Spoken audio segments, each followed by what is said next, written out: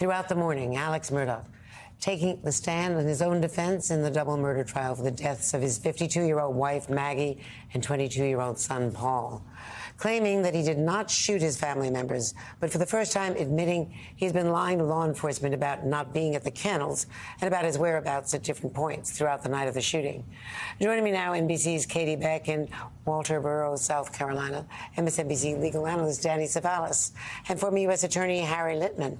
Katie, an emotional testimony, but a very high-risk decision to take the stand by this defendant who admitted in his opening comments that he had been lying about where he had been that night. Well, Andrea, I think he had no choice. I mean, this is a very rare and risky scenario where a defendant in a murder trial is actually taking the stand in his own defense. It's something we hardly ever see, and perhaps something Alex Murdaugh's own attorneys weren't exactly favorable to. I paid careful attention to the language when they called him to the stand. They said, Mr. Alex Murdaugh wishes to take the stand, as to indicate this is his choice. He is the client, he is the defendant, and ultimately it does come down to him. But he had a lot of explaining to do, which he has done this morning. He's offered a lot of details. First off, starting right out of the gate, denying any allegation that he shot his wife or his son, and then continuing on to say that he lied to investigators about being at the crime scene very close in time to those murders because he was paranoid, because he didn't trust SLED investigators, and he felt that this opioid addiction he had made him additionally paranoid and fearful. And so he said, once I started lying, I kind of had to keep going with this story. There's been a lot of tearing, a lot of sobbing even from the stand as he recounted finding those two bodies, especially.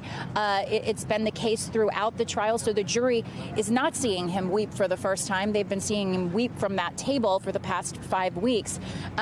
It's certainly clear that they are trying to appeal to the local folks in that jury that Alex Murdaugh was also a local folksy person, that he was handy around a farm, that he's not speaking in a way of a polished attorney who would stand up and present an argument. He's talking like a regular person, and I think that's on purpose. I think he's trying to be relatable. He's trying to be human.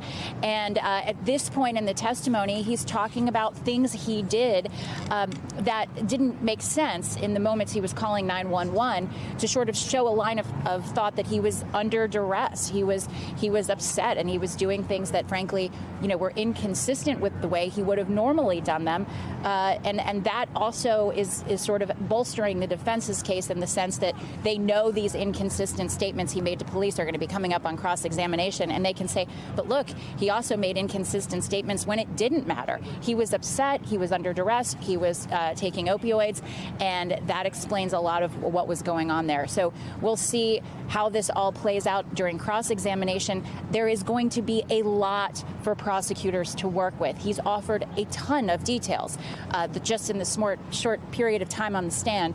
So they are going to have a lot to pick apart. And I mean, I wouldn't be surprised at all to see this testimony extend to tomorrow just because of that.